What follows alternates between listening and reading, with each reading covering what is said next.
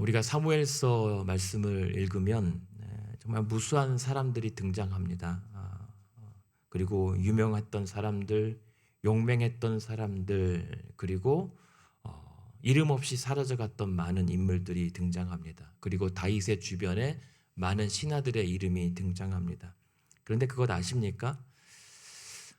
지난날 그렇게 치열하고 뜨거웠던 날들을 함께했던, 생사고락을 같이 했던 사람들, 그러나 이들의 그런 모든 기록이 열왕기상 초반부에 들어가면 다 엇갈리고 씁쓸하게 지워져 가거나 또 의도치 않은 서글픈 결론을 맺는다는 사실을 말입니다.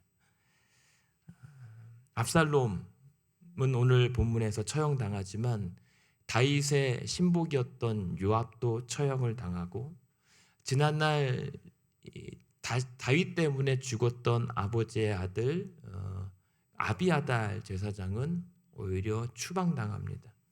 그리고 다윗의 아들들 사이에서는 또 계속 또 배신하고 처형당하는 그런 서글픈 상황들이 일어나요. 그런 모습을 보면서 사무엘서에 등장하는 이 기록들은 어쩌면 나와 우리 모든 사람들의 인생의 이야기가 될 수도 있겠다라는 생각을 합니다. 그러면서 생각을 하게 됩니다. 오늘 본문을 앞에 두고 우리는 왜 자꾸만 무언가를 남기려고 하는 것일까? 사람은 왜 기록과 기념을 남기려고 하는 걸까? 때로는 우리가 남기는 기록과 삶의 어떠한 증언들, 훌륭한 역사도 때로는 필요하고 그렇게 되겠지만, 우리가 남기는 어떤 기념과 기록들은 어쩌면 때로는 시기와 역사에 따라서는 지우고 싶은 아픔의 기록도 될 수 있다는 생각을 하게 됩니다. 오늘 우리는 하나님 앞에 묻게 됩니다. 하나님, 오늘 제가 어떻게 살아야 됩니까? 그러나 하나님 앞에 오늘 우리가 어떻게 살아야 되겠습니까? 라고 하는 질문은 사실 따져보면 오늘 하나님 앞에서 내가 무엇을 위해 죽어야 되겠습니까? 라고 하는 질문과 같은 의미입니다. 살지만 결국은 우린 죽어요. 결국 우리는 죽으러 가는 인생이기도 하지만 죽어야 또 영원히 살 수 있기 때문에 또 그것이 서글픈 어떤 허망한 결론은 아닙니다. 그래서 우리가 그런 모든 맥락에서 본다면 하나님, 오늘 내가 어떻게 살아야 되겠습니까? 이 말의 질문 앞에 내가 무엇을 남겨야 할 것이고 무엇을 위해 죽어야 되겠습니까? 라고 하는 질문으로 한번 바꿔서 이해를 해보게 됩니다. 그도 그럴 것이 오늘 우리가 너무 잘 아는 압살롬의 죽음을 목격합니다. 압살롬은 참 불행한 사람이에요. 뭐가 불행하냐면 남들이 다 부러워할 만한 어떤 모든 스펙을 가지고 있거든요. 능력도 많고요. 보면 사람들도 많이 그를 추종했고요. 싸움도 웬만큼 능한 장수로 보입니다. 아버지 다윗을 이렇게까지 몰아붙일 정도면. 게다가 우리가 잘 아는 것처럼 외모요, 출중하죠. 그래서 비록 실수로 아버지에게 쫓겨났다가 다시 아버지 품으로 돌아왔지만 예전만큼은 못해도 다윗의 아들로서의 지위는 충분히 누릴 수 있는 상황에 있었던 사람입니다. 근데 그랬던 남 부럽지 않을 그러한 압살롬이 오늘 허망한 죽음을 맞이해요. 허망한 종말을 맞이합니다. 어떻게요? 그 유명한 결론이 무엇입니까? 그 압살롬이 죽는 것이 뭐냐면 18장 9절에 전쟁 중에 머리채가 나무에 걸려서 대롱대롱 매달려 꼼짝도 못하다가 허망하게 죽임을 당해요. 이 머리채라고 하는 것은 이제는 다 잘 아시겠지만 힘의 상징, 그리고 훌륭한 이 외모의 상징입니다. 그 머리, 그래서 압살롬의 어쩌면 가장 내세울 수 있었던 자랑 중에 하나, 이 머리채가 하필이면 나무에 걸리는 바람에 그를 초라하게 죽음을 맞이하는 이 방법이 되어버렸단 말입니다. 그런데 지금 이 압살롬의 허망한 죽음을 앞두고 그 머리 때문에 죽었다라고 하기보다는 이렇게 비참하게 대롱대롱 매달려서 죽어갈 수밖에 없었던 인생이 고작 그 압살롬의 화려했던 지난날의 결말이라면 참 죽어가면서도 참 안타깝고 허망했겠다라는 생각을 하게 되죠. 이럴 줄 알았으면 그렇게 살지 말걸. 근데 그럼에도 불구하고 압살롬은 그러지 못했어요. 왜냐하면 본인이 어떤 열등감, 컴플렉스가 있었거든요. 내가 능력이 많은데, 그리고 사람들도 나를 이렇게 많이 좋아하고 따르는데 그 능력에 비해서 인정을 받지 못하는 것에 대한 이 컴플렉스 같은 게 있었단 말입니다. 그래서 아버지의 인정을 받지 못하고 아버지의 부르심을 입지 못하니까 결국에 그 열등의식이 분노로 이어지고 아버지를 해치고 본인이 왕이 되겠다라고 하는 이 분노와 반란으로 이어졌던 겁니다. 그것은 어떤 명분이 아니에요. 성경은 분명히 압살롬이 어떤 명분이 아니라 다윗의 어떤 심판이라기보다 사람들의 마음을 훔쳤다라고 하는 행위로 설명하거든요. 그러니까 그런 이 압살롬 그냥 잘 지낼 수 있었던 인생인데 왜 그랬을까? 근데 그 왜 그랬을까에 대한 질문의 힌트가 무엇이냐면 오늘 읽어드렸던 본문의 18절에 보면 압살롬은 자기가 살았을 때 여전히 자기가 건재하고 무언가 이를 도모할 수 있는 충분한 역량이 있었을 때 자기를 위하여 한 비석을 마련했습니다. 압살롬의 기념비인 거죠. 우리도 때로는 미리 묘를 사고 비석을 세워놓기도 합니다. 그것은 압살롬이 잘못했다라고 할 수는 없는데 공교롭게도 이 압살롬이 살았을 때 자기를 위하여 세운 이 기념비는 마치 지난날의 사울이 자기를 위하여 갈멜에 기념비를 세운 것과 오버랩이 됩니다. 무엇이냐면 바울이 아니라 사울 왕이죠. 사울 왕이 지난날 하나님의 손으로 어떻게든 강권적으로 왕이 된 다음에 아말렉과의 전투에서 대대적인 승리를 거머쥔 후에 바로 하나님의 말씀에 순종하지 않고 잠시 시간을 지체한 후에 갈멜로 가서 자기를 위하여 기념비를 세우고 돌아오는 사건이 사무엘상 15장에 나옵니다. 근데 하필이면 그 사울 왕의 자기를 위한 기념비 사건과 다윗의 아들 압살롬이 행하였던 행동 방식은 공통적인 거죠. 자기를 위하여 기념비를 세웠다라고 하는 것. 왜 그랬을까 생각해 보면 18절 중간에 보면 이는 그가 자기 이름을 전할 아들이 없었기 때문이다라고 기록을 해요. 자기의 이름이 사라질 것에 대한 두려움입니다. 죽음에 대한 어떤 그 책에서 읽었던 기억이 나는데 사람들이 왜 죽음을 두려워하는가? 잊혀질 것에 대한 두려움이 크다라고 얘기를 하죠. 어쩌면 압살롬도 자신의 이름이 기억되지 못하고 지워질 것에 대한 두려움이 있었던 것으로 보입니다. 이해는 할 수 있을 것 같아요. 왜냐하면 사무엘하 14장에 보면 원래 압살롬에게는 아들이 3명이 있었어요.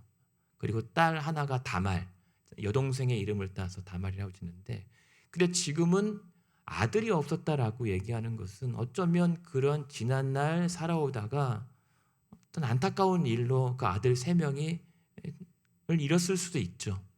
그런 아버지의 어떤 비통한 심경을 우리는 이해해 볼 수는 있습니다. 얼마나 속상했을까. 근데 여기서 그렇다면 그 속상한 마음에 아들들을 위한 기념비가 아니라 아들이 없어서 자기 이름을 전할 사람이 없다라고 스스로 자기를 위하여 기념비를 세웠던 것은 그럼에도 불구하고 압살롬은 더 두려웠던 것은 자신이 사라져간다에 대한 두려움이었던 것으로 보입니다. 그래서 자기가 기념비를 세웠어요. 그러나 압살롬의 영광은 정말 찰나의 영광이었습니다. 어떻게 누려보지도 못하고 피자마자 허망하게 종말을 맞이했고 자기를 그렇게 기념하려고 했던 그 기념비는 결국은 무엇으로 현실로 되냐면 17절에 보면 압살롬은 그렇게 허망하고 처참하게 죽은 다음에 그냥 시신이 던져져요. 그리고 돌무더기 무덤에 묻힙니다. 그러니 결국은 기념하려고 했던 그 자리는 그냥 돌무더기 무덤으로 허망하게 끝나는 것입니다. 그리고 자기의 이름을 기념하기 위해 세웠던 압살롬의 기념비는 사람들이 그것을 보면서 기념했던 방식은 압살롬의 화려했던 찰나의 영광이 아니라 그랬던 한 인생이 허망하게 머리채가 나무에 대롱대롱 걸리는 바람에 죽음을 맞이하여 화를 당한 자라고 기억되죠. 내가 기억되기를 원하는 방식으로 세상이 혹은 사람들이 기억해 주지는 않는다는 거예요. 오히려 압살롬과는 전혀 상반된 결과가 바로 죽음 이후의 성경의 증언입니다. 이런 압살롬의 허망한 죽음, 그리고 무수한 성경에 심지어 사울 왕까지도 거슬러 올라가는 많은 영과 같은 유명인들의 성경의 죽음을 보면서 우리가 오늘 아침 생각해 봐야 될 것이 무엇인가? 그래서 서두에 말씀드렸던 것처럼 우리는 어떻게 죽어야 될 것인가에 대한 질문이 어쩌면 더 솔직한 게 나니까. 나는 어떤 자로 기억되길 원하고 어떠한 자로 인정받기를 원하는가? 그 인정이 사람들에게인가 후손들에게인가 아니면 하나님에게 어떠한 평가를 받아야 되는가가 무엇이 우선인가? 적어도 성경의 압살롬의 기록은 어쩌면 하나님의 기억과 평가는 허망한 죽음으로 끝났다. 돌무더기 무덤이다 라고 얘기하는 거거든요. 어떤 누군가가 물어요. 압살롬의 머리채가 나뭇가지에 걸렸을 때 분명 전쟁 중에 칼을 가지고 있었지 않겠는가? 그렇다면 그 머리가 문제라면 그 칼로 머리채를 끊어내고 그 위기에서 빠져나올 수도 있었는데 충분히 왜 그냥 그렇게 매달린 채로 죽었는가? 어떠한 신학자가 얘기합니다. 어쩌면 압살롬은 마지막 죽기 전까지 자기가 사랑했고 자랑스러웠던 머리채를 끊어내지 못했을 것이다. 단언할 수는 없지만 설득력이 있습니다. 압살롬이라면 충분히 그랬을 수도 있겠다. 물론 다급해서 칼로 자신의 머리를 끊어내지 못할 수도 있었겠지만 만약에 정말 막판까지 죽는 과정에서도 내 머리채를 끊어내고 살지 못했을 정도로 압살롬의 마지막에 자신의 이름을 기념하기 위한 그 몸부림이 그런 허망한 결론을 맞이하게 됐다면 어쩌면 이렇게 대롱대롱 달렸던 압살롬의 모습이 오늘 우리가 살아가는 방식일 수도 있겠다라는 생각을 합니다. 하나님 앞에 우리가 아직 내려놓지 못한 것, 예수를 믿겠다고 그래서 믿는 자들에게 자기를 부인하고 십자가를 지고 쫓아오라고 했던 그 말씀에 아직 나를 부인하지 못한 것이 여전히 많지 않는가? 성경에 따르면 우리의 신앙은 노브랜드입니다. 바울이 그것을 확증했죠. 무명입니다. 우리는 세상 앞에 무명일지라도 하나님 앞에서만큼 유명한 사람으로 살게 되는 자들인데 오늘 우리는 하나님 앞에 내 자신을 기념하기 위한 기념비를 세우는 것에 너무 급급해 나가는 것은 아닌가? 어차피 허망한 무덤에 돌무더기 무덤에 갇혀 마지막 최후를 맞이할 똑같은 인생인데 하나님 앞에 우리가 내려놓지 못한 것은 무엇인가? 질문하게 됩니다. 여러분 오늘 아침에 우리가 함께 기도하기 원하는 것은 십자가 앞에 아직 나를 부인하지 못하고 내려놓지 못한 것이 무엇인지 하나님 앞에 솔직하고 겸허하게 물어야 될 것입니다. 오늘 내가 살기 위해서 하나님 앞에 기도하는 모든 제목들이 결국은 나를 기념하기 위한 것이 아닌가? 하나님 영광 받으시옵소서, 하나님 이름 높임 받으시옵소서라고 구했던 모든 기도의 내용들이 결국은 그것을 수단으로 삼아서 나의 업적과 나의 인생을 기록하고 기념하기 위한 것에 불과한 것 아닌가? 우리의 신앙은 대체 누구를 위하여 존재하는가? 우리는 많은 신앙의 선배들, 그리고 신앙의 유물들, 그리고 흔적들을 돌아보면서 그때는 그랬겠구나라고 많이 상상을 하게 됩니다. 그런데 우리가 잘 보는 것처럼 초대교회 유물, 그렇게 번창했고 부흥했던 그 당시의 흔적들은 그냥 돌무더기로 남아있는 것을 우리는 잘 압니다. 멀리 가지 않아도 평양이 한때는 동양의 예루살렘이라고 평가받았던 평양은 지금 기독교가 발을 들일 수 없는 땅으로 전락했던 모습을 우리는 잘 압니다. 어쩌면 그것이 오늘 우리가 살아가는 이 땅의 미래적 모습일 수 있어요. 오늘 그렇게 찬란했던 내 신앙의 유산과 어떤 화려한 어떤 왕성한 신앙의 활동들, 그리고 사람들의 평가가 머지않은 미래에 우리가 지금 바라보는 돌무더기나 혹은 아예 신앙이 발붙이지 못할 정도의 끔찍한 잔해로 남겨질 수 있단 말입니다.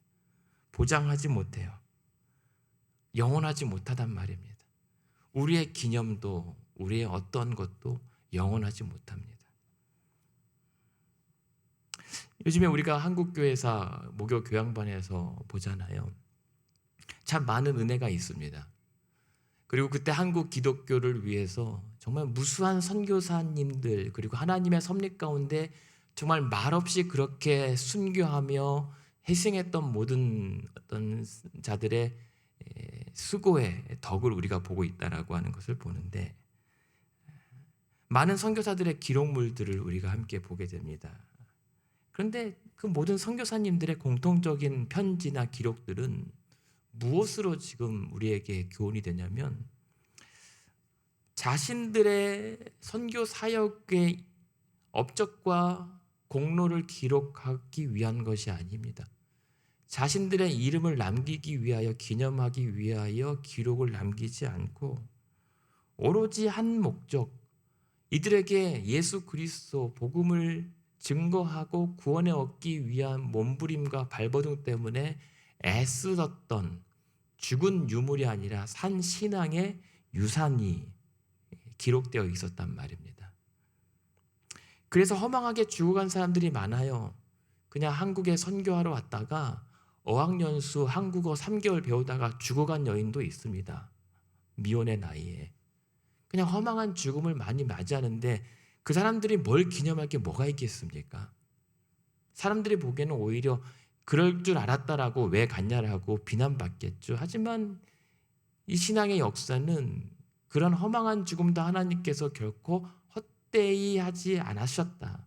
오히려 그렇게 허망해 보이는 죽음을 통해서 무수한 선교의 꽃과 열매들을 맺혀지게 하나님께서 일하셨다라고 증거하거든요. 그러니까 제가 무슨 말씀을 드리고 싶냐면, 오히려 우리 기독교의 역사는,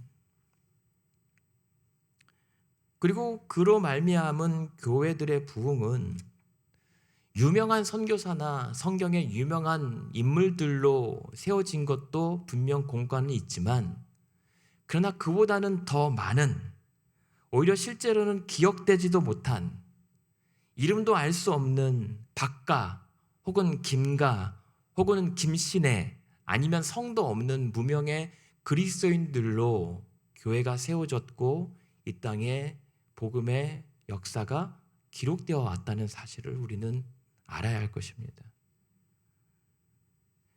세상이 알아주지 않아도 성경의 다윗과 다니엘과 사무엘 같은 유명한 사람들을 통해서 하나님의 일하신 것은 맞지만, 그러나 그 모든 하나님의 일들을 보며 목격했을 무수한 증인들의 기록이 사실은 기독교의 역사였고 부흥의 열매였다는 것입니다.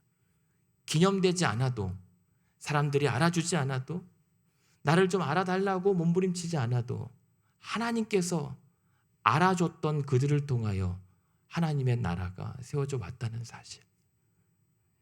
다윗 말고 그 아둘람 동굴 속에서 다윗이 행하였던 모습들을 숨죽이며 말없이 지켜봤을 그 동료들, 그들이 동굴 밖으로 나와서 무엇을 했을지, 대롱대롱 달린 이 압살롬의 최후를 목격한 군인들과 오늘 16절, 17절에 보면 그 압살롬과 했던 군사들이 도망치면서 이들의 생각했을 그 허망한 죽음의 결론들,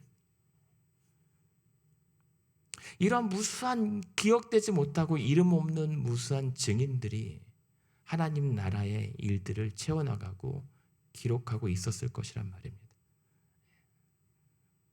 예수님을 태우고 가던 배가 풍랑을 만나게 됐을 때, 다른 배들도 함께 그 바다 위에 떠 있었을 때 예수께서 풍랑을 꾸짖으면서 잠재우셨던 그 사건을 제자들만이 아니라 그 배를 둘러쌌던 다른 배들도 보고 있었단 말입니다.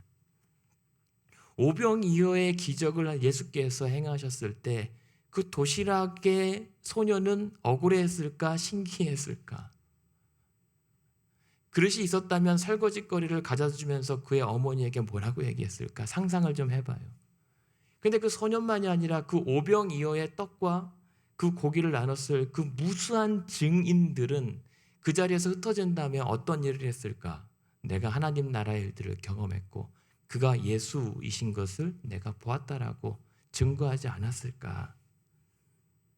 밤중에 감옥에 허망하게 갇혀 있었던 바울의 기도와 찬양 소리를 들었던 그 감옥 속에 다른 죄수들은 어땠을까? 이렇게 생각해 본다면 우리의 신앙은 내 자신을 위하여 내가 기념비를 세우지 않아도 괜찮다는 거예요.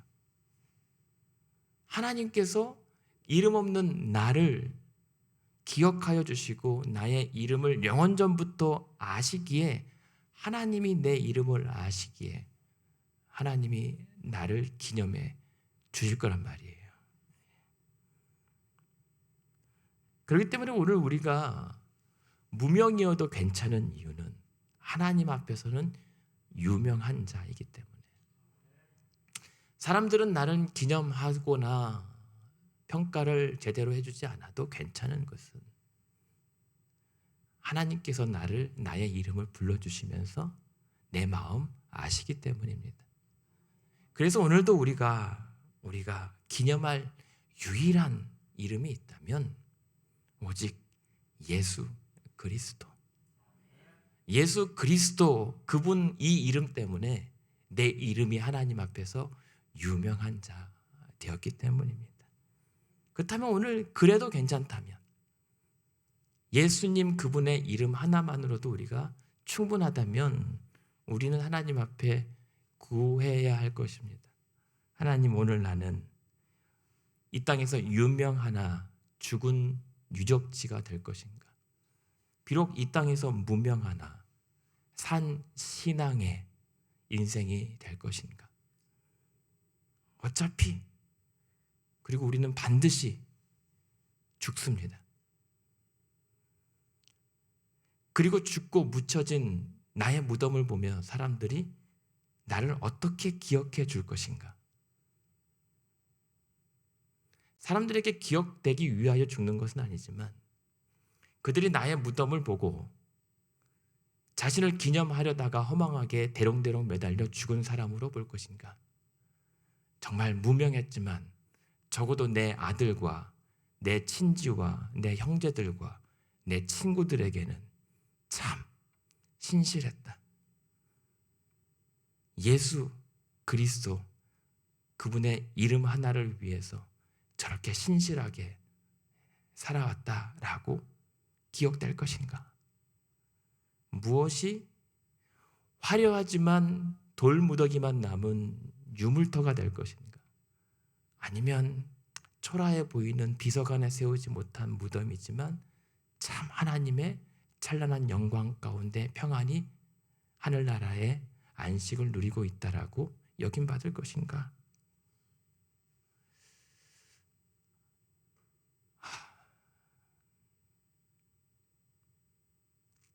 우리의 신앙이 언제부턴가 이 땅의 인정과 칭찬과 명예와 부와 자랑이 되었는가? 어쩌다 우리의 믿음과 교회와 성도들이 우리의 이름과 우리의 업적들을 자랑하는 신앙이 되었는가? 어쩌다가 하나님 나라의 백성들이 이 땅의 나라에 발목이 붙잡혀 있는가? 우리는 오늘 무엇을 기념하려고 교회를 오는가? 우리는 물어야 합니다. 저와 여러분이 오늘도 주 앞에 나와 살아드리는 것이 우리 교회를 자랑하기 위함도 아니고, 나의 직분을 자랑하기 위함도 아니고, 내 신앙이 어쨌다라고 간증하기 위함도 아니고, 내가 얼마나 기도해서 얼마나 많은 복을 받았는지를 말함도 아니고, 그래서 내 자녀들과 후손들이 얼마나 잘 살고 얼마나 성공했는지를 드러내기 위함도 아니어야 할 것인데, 오늘 우리의 신앙의 전부가 그런 모든 기념비적인 것으로 다 평가되고 있는 것은 아닌가? 우리는 죽습니다.